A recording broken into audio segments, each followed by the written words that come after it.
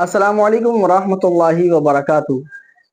आपको कैसा लगेगा कि रात में आप सो रहे हो, रात में आपके दरवाजे पर कोई दस्तक दे और दस्तक देने के बाद कोई बहुत सारी फोर्स खड़ी हो और आपको कहे कि आपके खिलाफ वारंट है, आप अपने बीवी बच्चों के दरमियान लेटे हुए हैं, बेफिक्र लेटे हुए हैं और उठा के आपको ले जाए, ये कहकर कि आपके खिलाफ वारंट है, आपको फौरन थाने चलना पड़ेगा। तो आपको कैसा मालूम होगा? ठीक इसी तरह एक वाकया बिहार के मधुबनी इलाके में पेश आया।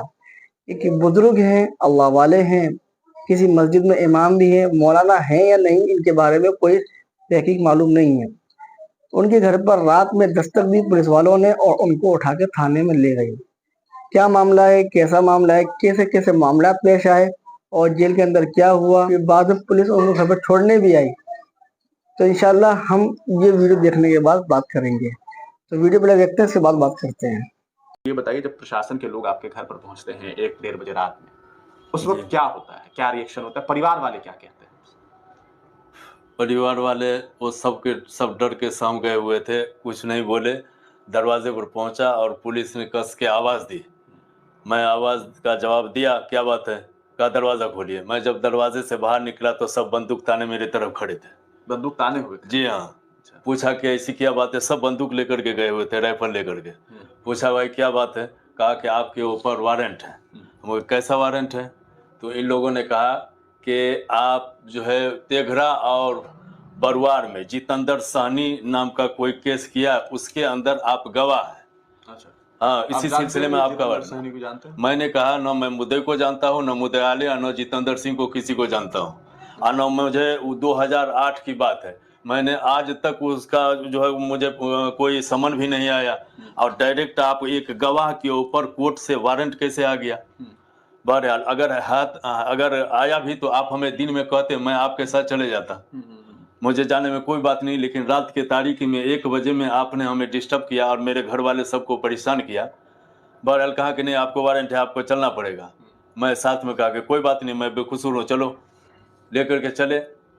उसके बाद मुझे वो बरवार मिर्ज़ापुर होते हुए लेकर के हमको वहाँ पहुँचे। मतलब पूरा इलाके ने देखा जी एक साहब रात में। उसके बाद जो है मुझे लॉकअप में जा करके बंद कर दिया।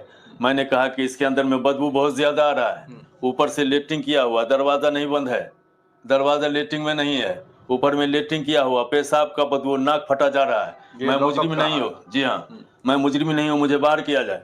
तो इन्होंने कहा कि कोर्ट का वारंट आपके नाम है, आप मुजरिम हैं, आप इसी के अंदर में रहें। बहरहाल जब मैंने कहा तो उसने पाइप लगा करके, दूसरा एक मुजरिम था उसके अंदर भी, उसके ज़रिए से उसने जो है पाइप से उस लेटरिन को और पेशाब की गंदगी को उसको धोया, वो साफ़ किया। बहरहाल रात भर मैं उसमें रहा। सुबह 9 बजे मैं फिर जो है इन लोगों ने कहा कि वहाँ चलना है मेडिकल। अच्छा। आपकी वहाँ जांच होगी, टेस्ट होगा, मेडिकल रिपोर्ट बनना है। फिर मुझे हथकड़ी लगाया गया वहाँ पर। मैंने कहा कि मैं सारे पुलिस वाले के बीच में मुझे हथकड़ी की क्या ज़रूरत है? चलो मैं मुजरिम नहीं हूँ, मैं अभी भी कहता हूँ मैं मुजरिम नहीं हूँ, मेरे नाम से कोई गलत साजिश की गई है, आप मुझे लेकर के चलो। ये सब के सब वहाँ से लेकर के हमें लगा करके, नहीं ये कोर्ट का ऑर्डर होता है, जो भी जिसके ऊपर वारंट है हथकड़ी लगा करके ले जाया जाएगा।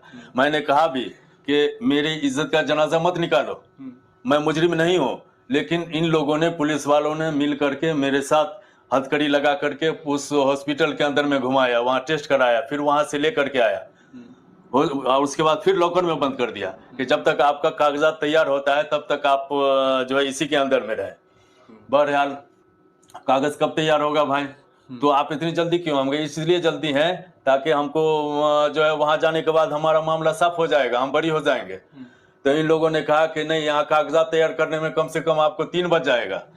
मैंने कहा कि अगर ये 3 बज जाएगा तो फिर मेरा एक रात फिर और रहना पड़ेगा, जबकि इस लॉकडाउन के अंदर में रात भर मैं सोया नहीं, मच्छर से काटता हुआ परेशान रहा, पाँव वगैरह जगह जगह उसमें सूजन आ गया नोचते नोचते, ये आलम था। बहरहाल मुझे वहाँ से हथकड़ी लगा करके फिर जो है अंदर में डाला और उसके बाद कहा कि अगर आप पहले जाना चाहते हैं तो आप अपना गाड़ी करवा लीजिए रिश्तेदार के ज़रिए से। मैं अपने रिश्तेदार को बोला तो वो गाड़ी करके किराया पर ले करके आए। उसके बाद मुझे वहाँ से तकरीबन 11 साढ़े 11 बजे वहाँ से मुझको ले करके आया, साथ में कोई 11 बजे साथ में कोई पुलिस? साथ में 3 पुलिस वाले दोनों तरफ, एक आगे बैठा और 2 मेरे इस तरफ और 2 मेरे इस तरफ। उस वक्त भी मैंने उसको कहा कि मैं इज्जतदार आदमी हूँ, भागने वाला नहीं हूँ, चोर नहीं हूँ, आप इस तरीके से क्यों कर रहे हो यार? आप इसको हटा करके भी तो रख सकते हो। उस वक्त भी हथकड़ी लगा? उसके वक्त भी हथकड़ी मेरे साथ लगा हुआ। फिर मैं कोर्ट में पहुंचा, वहां मुझे हथकड़ी लगाया हुआ। उसके बाद जो वकील है उनको खबर दी गई, वो तुरंत आए और उसके बाद में पेशकार को कहा कि कागजात दिखाइए इनका। जब दिखाया गया तो कहा कि नहीं, ये आदमी नहीं है, इनका नाम नहीं है केस में, जल्दी खोलो इसका। तब मुझे खोला वहां पे। अब मैं यहाँ से जब मैं सोचा कि जाकर के केस करता हूँ इन लोगों के ऊपर, क्यों मेरे साथ किया। तो कुछ लोगों ने जो है मेरे साथ में रहने वाले थे, आप क्या मौलाना साहब केस वगैरह ला दिएगा, ये पुलिस वाले आपको एक दूसरे केस में, तीसरे केस में डाल करके आपको परेशान करेंगे। हाँ, आपको बहुत ज्यादा परेशान कर देगा अगर इसके ऊपर करेंगे तो। बहरहाल मैं छोड़ दिया, वहां से चला गया। लेकिन कुछ आदमी वहां पर गए। अब घर के ऊपर जो गए तो हर आदमी लोग ताना मारता है, कितने खिचड़ी खाए, क्या आपके साथ हुआ, कितना जो है मजा आया रहने में, इस तरीके से ताना मेरे साथ मारता रहा। लोग मारते रहे। मैं परेशान होकर के मैं क्या करता, मैं यहाँ आकर के जो है क्या आप चाहते हैं, मतलब आपकी क्या मंशा है? मैं ये चाहता हूँ कि मेरे गांव में जा करके जो है ये जिन लोगों ने कहा मुझे परेशानी में डाला है, वहां जा करके मेरी इज्जत को वो बहाल करे। और वहां जा करके वो लोग कहे कि मौलाना साहब बड़ी जिम्मा है, मौलाना साहब के ऊपर कोई केस मुकदमा नहीं है, नहीं तो लोग मुझे तरह तरह के ताना कसते हैं। चलिए, तो ये हमारे साथ साबिर अंसारी मिफ्ताही साहब हैं, मौलाना हैं, और एक इंसान अपनी ज़िंदगी में जो सबसे ज़्यादा कमाता है, चाहे वो गरीब हो या अमीर हो, वो इज़्ज़त होती है। लेकिन किसी इंसान की इज़्ज़त को तार तार कर दिया जाए तो उसे लौटा पाना बड़ा मुश्किल होता है। आज साबिर मिफ्ताही साहब को लगता है कि जब ये गाँव में जाते हैं तो लोग इन्हें ताना देते हैं, कहते हैं बताओ कितनी खिचड़ी खाई, गए जब जेल तो क्या सब कुछ हुआ, कितनी इज्जत दी गई। यकीनी तौर पर ये चीज़ें दिल को चुभती है और लगता है कि जब कोई गलती नहीं की, कोई जुर्म नहीं किया, तो फिर इस तरह की बातें और इस तरह के ताने क्यों सुनो। आज इनके साथ जो कुछ हुआ वो शायद किसी भी व्यक्ति के साथ हो सकता है। इसलिए हमने वीडियो की शुरुआत में ही ये बात कही थी कि सोचिए अगर आपके साथ ऐसा हो, क्योंकि आपके साथ भी ऐसा हो सकता है। इस तरह के चूक हो सकते हैं। अब सवाल यह है कि इन चूक का जो निशाना है वो हमेशा इंसान बनता है, हमेशा समाज का वो व्यक्ति बनता है जो शायद कभी इन तरह के मामलात में इन्वॉल्व भी नहीं होता है। जिस गांव का केस इनके ऊपर लादा गया, जिस व्यक्ति का केस इनके साथ जोड़ दिया गया, ना उस व्यक्ति को ये जानते थे, ना ही जानते थे कि कभी उस गांव में ये पहुंचे। 2008 आज 2024, सोचिए प्रशासन की नाकामी को कि आज 16 साल के बाद इस केस में एक व्यक्ति को तलाशा भी, तो वो भी ऐसे व्यक्ति को जिसका इस मामले से कोई जुड़ाव ही नहीं था।